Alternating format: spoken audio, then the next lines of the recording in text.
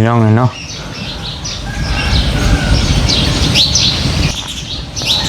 เปิดภาพมากกับเสียงนกห้องจิบจับจิบจับพี่น้องบรรยากาศเย็นๆเลาะลมช่วยพี่น้องเลย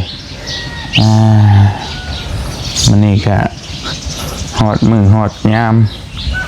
แล้วพี่น้องเนาะเอาสิเดินทางก่อนบ้านนี้ก็อากาศดีลมหนาวมาแล้วพี่น้องเนาะลมหนาวพัดช่วยห่วยมาแล้วตัวมาหอดมาถึงบ้านเฮาเด้อพี่น้องเอ้ยเนาะบ่ฮู้ทางฝั่งไทยหนาวหรือบ่หรือเป็นยังไงฝั่งลาวหนาวแล้วพี่น้องเอ้ยเอาทักทายสบายดีพ่อแม่พี่น้องเบอร์สุขุสู่คนพี่น้องเอ้ยเนาะ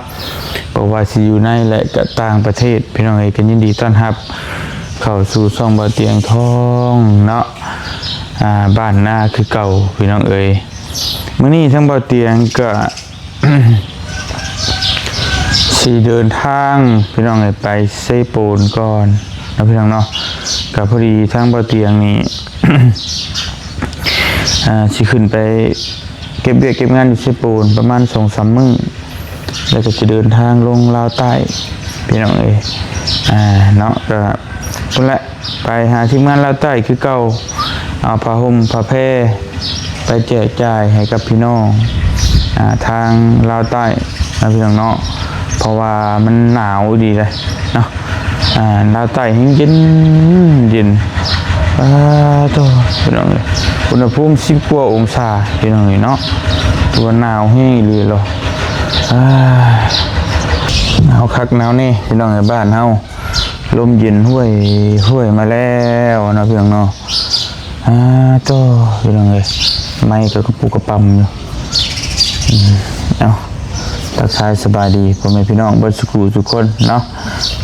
เดี๋ยวไปเก็บเครื่องเก็บของแล้วก็ออกเดินทางทั้งบ่อเตียงกับมีถุงยางชีพของเอื้อยพี่ยินเนาะซาวสุด แล้วก็ของผู้ใหญ่ใจบุญในชื่อผ้าห่มพี่น้องเอ้ยก็จะออกไปเอาอยู่ข้างนอกพุ่นแหละก็ลายพื้นอยู่เนาะลายเติบอยู่พอสมควรพี่น้องเอ้ยมันมีกล่องของผู้ใหญ่ใจบุญอีกน้ำนี่พี่น้องเนาะที่ฝากไปให้น้องชายพวกหัวเสียไปเบิดเดบถ้าไปเบิดก็เป็นบนเตียงที่ได้ฝากขนส่งลงไปก็เป็นอย่างนี้เนาะขนส่งอยู่พุ่นแหละอยู่ท่าแตงพุ่นแหละฝากลงไปพุ่นแล้วสิเอาไปเอา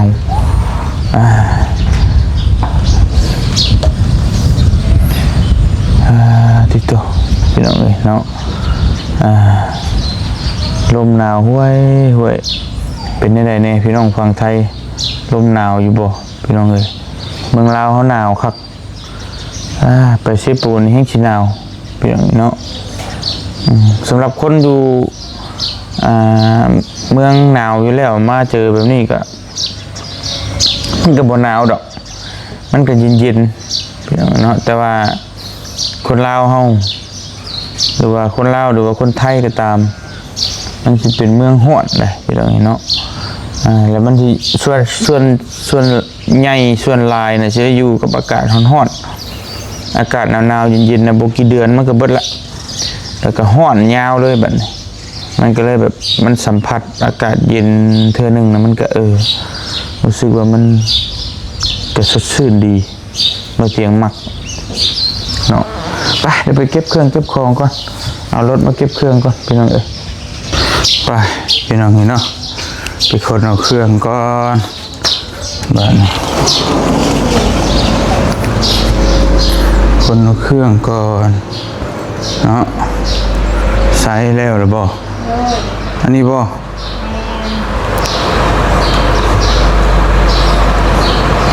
เช้าชุดบ่อมหยอบอยู่เนาะสบายดีเด้อจับกล่องแล้วนะดีครบหมดบ่ไป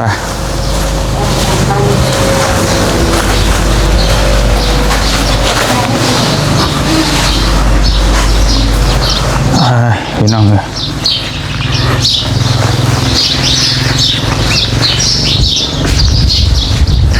ไปในแหละข้างนอกก็ใส่ผ้าห่มเป็นบุพอใส่ครับก็ห่มเป็นร้อยสิบวัดดูบ่พี่น้องเลยกล่องนั่นอีก2 กล่องมันใหญ่วัดก็จะได้ฝากคนส่งแล้วไปก่อน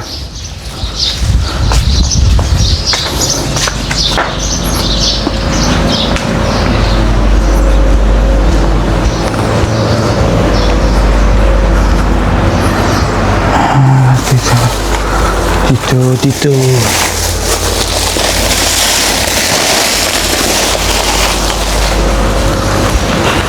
สาวสุดครบเบิดเนาะแต่คือจริงว่าน้ำตาลแต่หมอครบก็ใช้ลายชุดอยู่นี่นะฝากรถเรานะเรารถเราไปดูหัวละเอียดด้วยมีที่นอนมีประโยชน์การถึงที่ป่ะ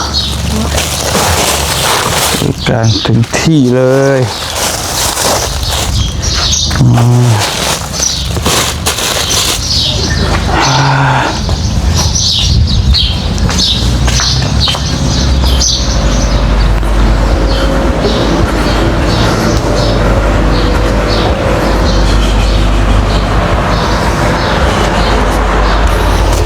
เก่งเลย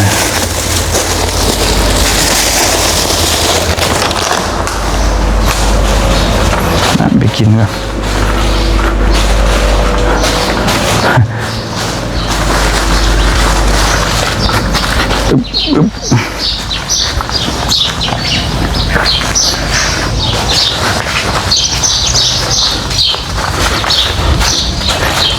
ตัว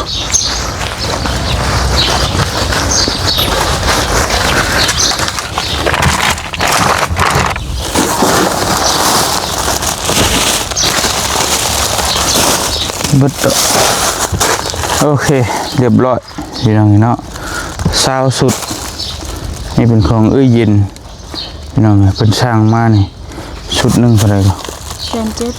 1,700มัน200 กว่าบาทพี่น้องแต่ว่าคือมันครบไปเลยนะครบกิโลนะตัวนี้นะต้องให้เป็นครอบครัว1กิโลพี่น้องเนาะปกติบ่เตียงเคยจัดยังบ่ได้ครบป่านนี้บ่มีเฮากระทบกระเทียมนี่มีปั๊ดได้เห็นนะ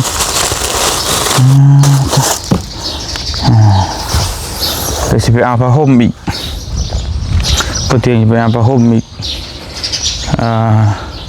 อยู่ห้านนอกเนาะคือสิบ่พอใส่เบิ่งคักละ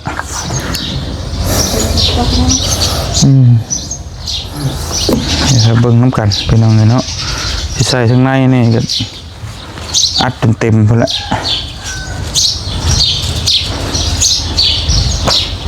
ยัดน้องเบิ่งไปนี่ลูกเต้าก็ไปเลยเนาะเด็กตักเลยมีน่ากินอยู่ปะมีอยู่มีน่ากินแกงวายกินวะกินไปจ้ะไปจัดมาให้มีทอดปลาปะปลากันนี่โอเคไปหากินข้าวกินน้ำแล้วเดินทางพี่น้องเลยพี่น้องนี่ก็เครื่องคองเนาะก็สิไปลายมือในจักหน่อยรอบนี้ก็ได้เก็บไป2 กระเป๋าเดินทางพี่น้องเนาะ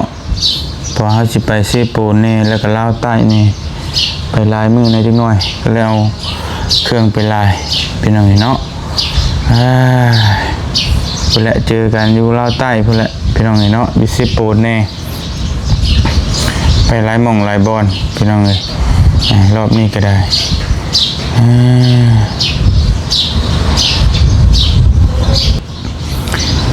เพราะว่าทั้งลาวใต้ก็ไปเก็บงานนี่เนาะแล้วก็ทั้งสิบปูนนี่ก็เก็บงานพร้อมนี่พี่น้องเลยไล่มองไล่บอล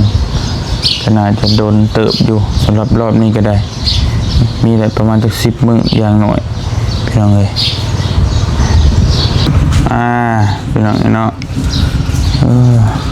ปลาตัวเดียวขลุไปขลุมาอยู่จะได้เบิดบ่ ทำไมเด้เพื่อนนี่ ของแซ่บอีกแล้วพี่น้องเลยปนกบเห็ดจะมาคืนนี่เอาไปเลยจะกินเดี๋ยวเห็นงานแล้วกันแป๊บนึงพี่น้องเนาะเอากล้องขึ้นรถก่อนอยู่นี่บ่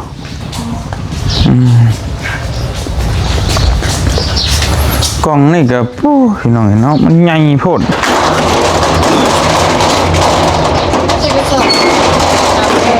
ฮะ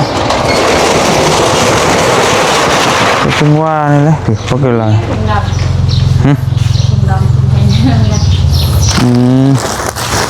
จะได้เสร็จเนาะโต้มันไงสิแล้วเพิ่นบอกเพิ่นในกระผากเพิ่นระบุชื่อมาแล้วคือไปให้เติมมันพี่น้องเนาะ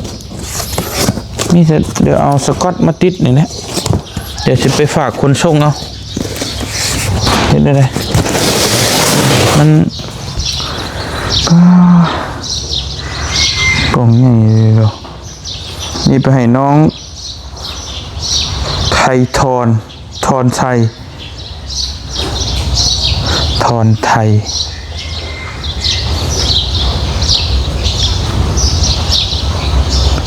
ทอนไทย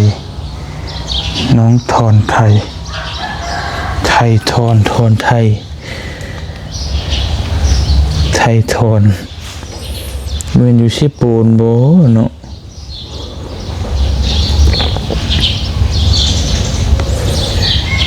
น้องไทยทอนใช่ดิยังน้องทอนไทยอย่างละเบิ่งละ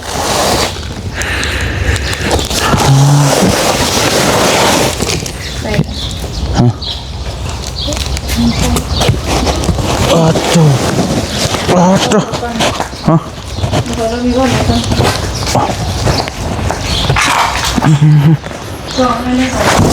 เอาน้ำมาหน่อยฮะอ๋อนี่น้องสาลีนี่นี่ของน้องสาลีนี่สับนี่ใครอยู่ช่องกล้องนี่เตรียมรถได้เลยพี่น้องเลย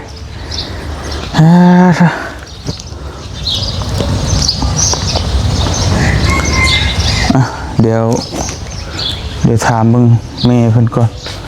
น้องทอนไทยนี่ยังอยู่เชี่ยปูนนี่ทอนไทยไทยทอน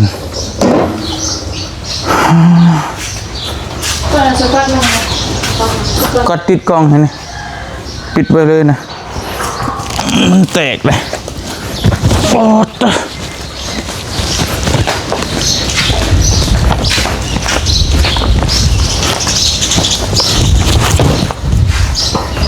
เดี๋ยวโทรศัพท์ถามมึงเมย์มันกัน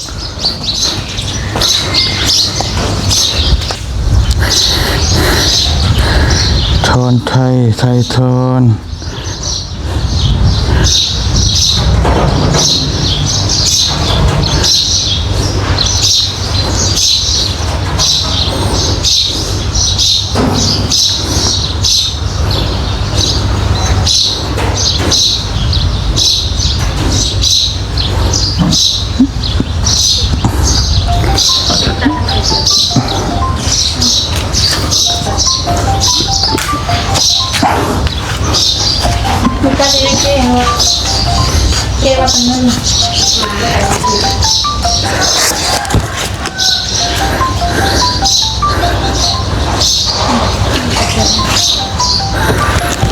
น้องไทยทอนบุมีนะน้องไทยทอนนี่ใส่มันจะทอนไทยแม่นแต่ทอนไทยนี่มีอยู่เสียโปน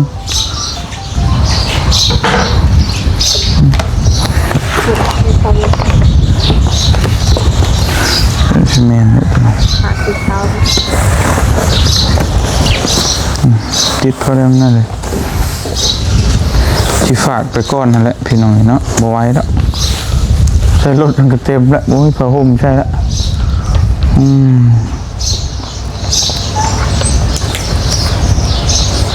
จะได้ฝากไปก่อนติดไว้คนช่วยก็คิดมันแตก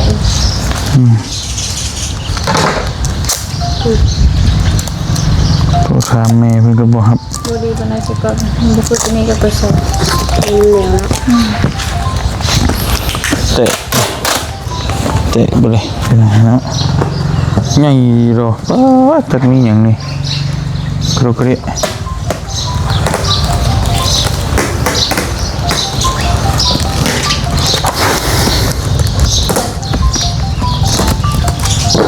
บุญอยากนั่นไปไหนเนาะ คิดอะไรช่อง หรือว่าใส่กระสอบดำมาบ่ติ ตบดังกระบอกว่า ฮะ เนาะก็เลยวะเนาะผูกคอนี่เจมันจะเกิดน้ำกระซ่าตัวว่า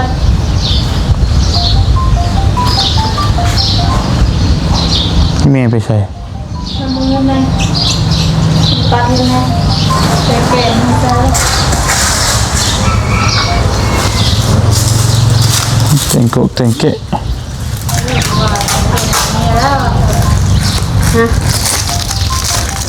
หาเมียอีกเลย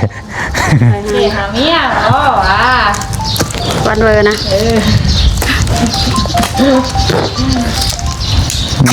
นี่น้องชายพี่น้องน้องชายลาวใต้อันนี่เป็นน้องไทยทอนไทยชิเมนซิปูนครับ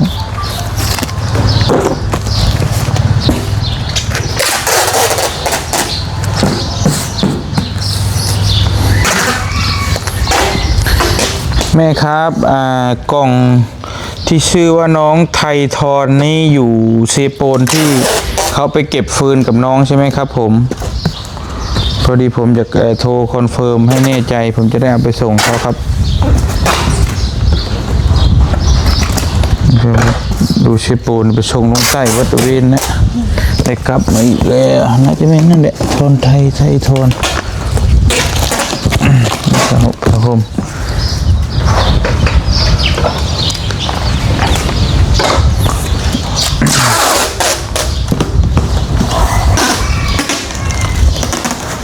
กล่องเดียวรู้เรื่อง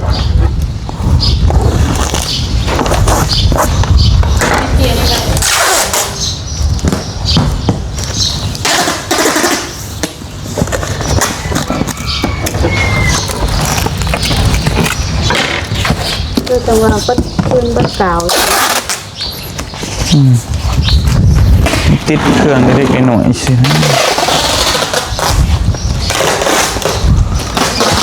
โอ้ย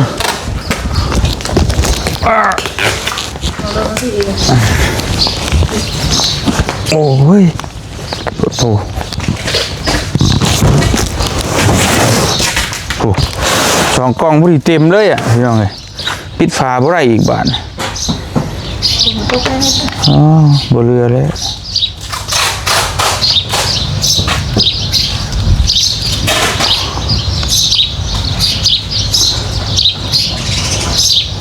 เต็มเลยสองกล้องนี่จะลดกันชื่อรถหุ่นใดปะ ใส่พวกใส่พวกนะใส่ลาวใส่พวกรถน้องนิ้วอ่ะ แม่ถ้าเป็นแคปใครอยู่พี่น้องเนาะ ไม่ได้แล้ว แม่เป็นแคปก็ใช้โคกเอาก็ได้อยู่ หาเงินจากกระถอยมาอีกขั้นหนึ่ง แล้วสิไปถอยอยู่สิขอเงินไปถอยอยู่นี่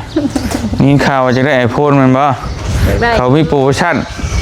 แถมไอโฟน17 ถ่ายรูปงามชื่อรถเต็มไปหมดเนาะ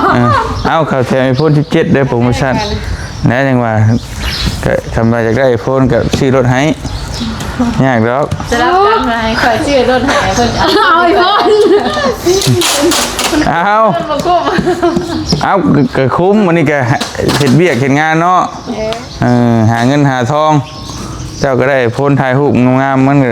ชม ถ่ายคลิปดิ ว่า จัดไป โอเคเนาะอวด1เสียงเลยฮะได้1คะแนนเลยแล้วเงินในใส่ก็แล้วเนาะ จะตื่มกันแหละขายมาทองแทงกำลังขึ้นราคาอยู่ช่วงนี้บาทหนึง10,000 โอ้บาทหนึง60,000ปลายเลย 60,000ปลายปอดโตโอเคโอเค 70,000เนาะ โอเค จ่ายก็ คำมันขึ้นแห้งๆไปขายที่ 70,000 ก็ บาท ขึ้นเลยแล้ว พอได้เนาะไปขายแบบมันลงก็ชื่อว่าอิงได้กำไรอะ ทองนี่ได้กำไรมั้ย อืม ได้กำไรแล้วตอนนั้นป้าจอยแล้วขายมาบาทละ50,000 คำนอด70,000ไม่ได้ขายแล้วเด้อ 70,000ตอนนั้นเนาะว่า70,000บาทเนาะ เอาไปขายได้กำไรเนาะตอนเขาซื้อไป40,000นึง30,000ปลายบ่ซื้อตะกี้เป็นยังไงไปขอโตวกินข้าวแล้วก็เดินทางก่อนบ้านนี้พี่น้องเลยโอ้นี่ยังอยู่ด้วยนี่กระเป๋าเด้อไปพี่น้องเนาะลืมอยู่บ้านใครอยู่เดินทางพี่น้องเนาะมัน เดือนนึง บอกมัน ได้เดือนนึง มันไม่ได้ลายนะแต่อันเชื่อแ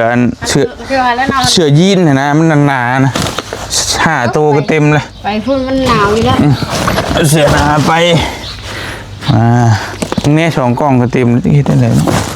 บ้านนี้ผ้าห่มก็ ปลาบ่ได้ ไม่ได้แล้วจังหวะ เอาเงินบ้านบ่ ข้าวที่รถอันนั้นมึงนี่ดิจองเสื้อ นี่บ่มัดใส่หลังคาหนูบ่ มันคุณจะได้นะลุม เห็นน้องนิวส่งมาอยู่เดี๋ยวอ่านมึงก่อนน้องนิวสิไปน้ำจะบ่ไหวแล้วขั้นแปลงรถอีกนั่นกะแปลงแตรถไปพี่น้องเอ๋ยไปเตียงขอตัวเดินทางก่อนเจอกันอยู่เซโปนไปเซโปนจัก2-3 มื้อนี่แหละเนาะแล้วก็สิลงลาวใต้ก็ประมาณ 4-5 มื้อนะรวมๆแล้วประมาณอาทิตย์ปลายพอสิลงไปเก็บงานแล้วก็สิเอาผ้าห่มไปแจกแน่พี่น้องเอ๋ยแล้วก็สิขึ้นมาประมาณอาจจะ20ปลายแก่ๆประมาณนี้พี่น้องเอ๋ยขึ้นมากับมาดินบุญเนาะสิมีบุญอีกแล้วบ้านเฮาไปหาเงินนะแม่นที่2ธันวาได้ซะพี่น้องเอ๋ยเนาะไปเดินทางก่อนอยู่ดีมีแฮงบัดสุขุทุกคนพี่น้องเอ๋ยสบายดีเด้อมากินข้าวนำกันเนาะจวดๆ